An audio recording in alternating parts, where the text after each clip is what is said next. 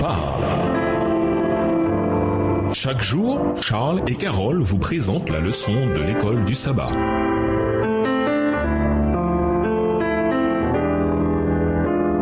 Bienvenue dans votre émission Dieu nous parle. Voilà la leçon de mardi, les prières d'intercession de Paul. La prière d'intercession est biblique. Tout au long de son ministère, Paul pria pour les nouveaux convertis dans les églises qu'il établissait à travers son ministère évangélique. Paul croyait que quelque chose se produisait quand il priait et que rien ne se produirait s'il ne priait pas. Bien que séparé de ceux qu'il aimait, il reconnaissait qu'ils pouvaient être unis de cœur quand ils priaient les uns pour les autres. Lisons Éphésiens 1, les versets 15 à 21. Faites la liste des différentes demandes que Paul fait à Dieu pour les Éphésiens. Que demande-t-il spécifiquement à Dieu de leur donner?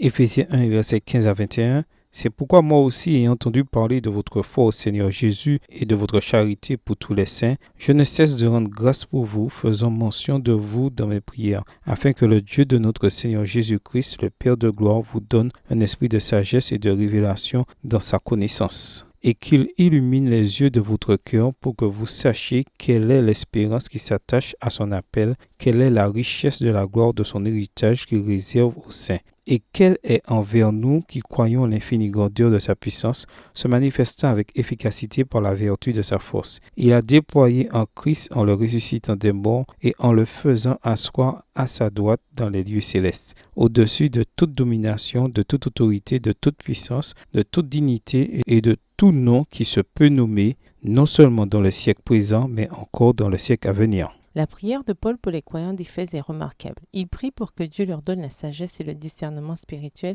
pour qu'il éclaire leur esprit de la vérité divine et qu'il leur donne l'espérance de la vie éternelle. Il prie également pour qu'ils connaissent l'action de la puissance de Dieu dans leur vie. Ce Dieu est tellement puissant qu'il a ressuscité Jésus d'entre les morts, un événement qui constitue le fondement de leur espérance de la vie éternelle en lui. Il termine sa prière en leur rappelant les richesses de la gloire de Christ, dans la version d'Arby, et son héritage.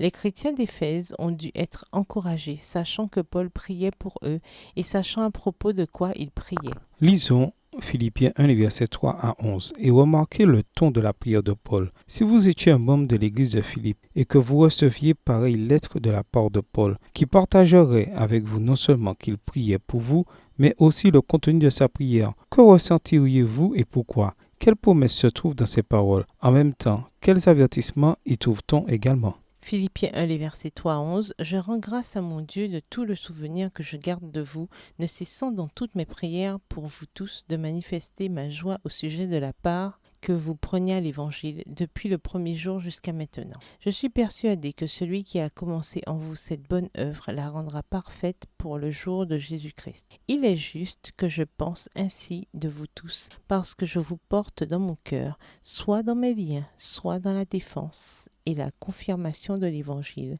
vous qui tous participez à la même grâce que moi. » Verset 8. « Car Dieu m'est témoin que je vous chéris tous avec la tendresse de Jésus-Christ. Et ce que je demande dans mes prières, c'est que votre amour augmente de plus en plus en connaissance et en pleine intelligence, pour le discernement des choses les meilleures, afin que vous soyez purs et irréprochables pour le jour de Christ, remplis du fruit de justice qui est par Jésus-Christ à la gloire et à la louange de Dieu. » Ces paroles font partie des plus inspirantes et encourageantes de la Bible. Elles sont pleines de promesses ainsi que d'appels à être remplis de l'amour, de la connaissance et du discernement que l'on a quand on connaît Jésus, de sorte que nous soyons tout ce que Dieu veut que nous soyons en lui. Au revoir. Et à demain si Dieu veut.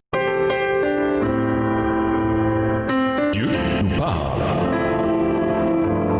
Chaque jour, Charles et Carole vous présentent la leçon de l'école du sabbat.